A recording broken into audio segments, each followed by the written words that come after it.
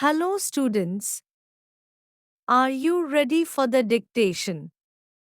Start.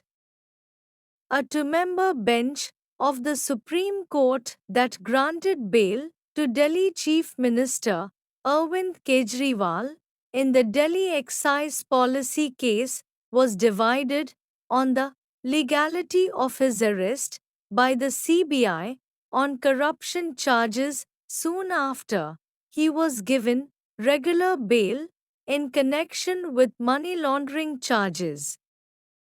After the benefit was given to the co-accused, including Delhi's Deputy Chief Minister Manish Sisodia and Bharat Rashtra Samiti leader K. Kavita, under the most stringent Prevention of Money Laundering Act, it was only a matter of time before Mr. Kejriwal was also released on conditional bail.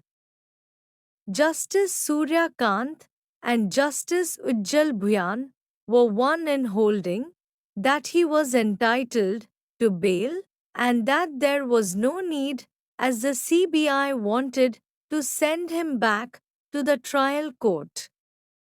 However, while Justice Kant found no violation of procedure in his arrest, as the CBI had approached the trial court for permission to question Mr. Kejriwal and later on to arrest him, Justice Bhuyan bluntly observed that the timing of his arrest was suspect.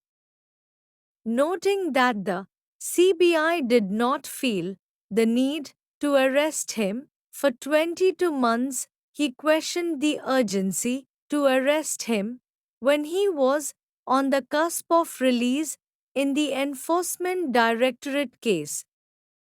Justice Bhuyan also recalled precedents that say the existence of the power to arrest did not necessarily mean that there was a need to arrest.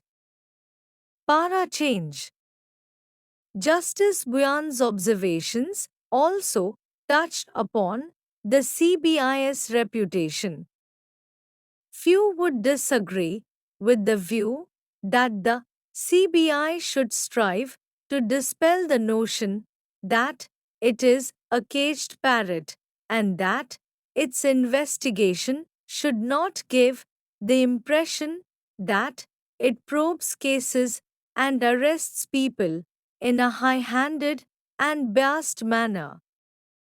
The judge has rightly emphasized the right of the accused to remain silent and decried the propensity among investigating agencies to cite non cooperation or evasive answers during questioning as a ground to keep suspects in prison.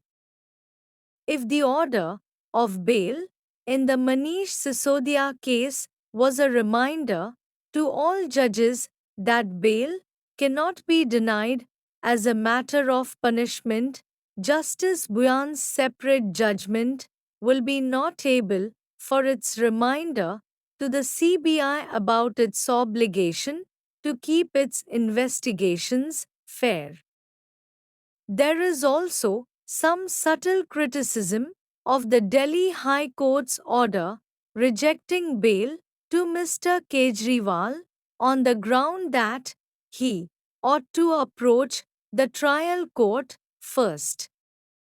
Both judges noted that the High Court should have considered bail on merits if it had not asked the petitioner at the threshold itself to approach the lower court, with one of them observing that the delay in issuing notice and hearing the matter at length resulted only in prolonging his incarceration. Thank you, students. Over.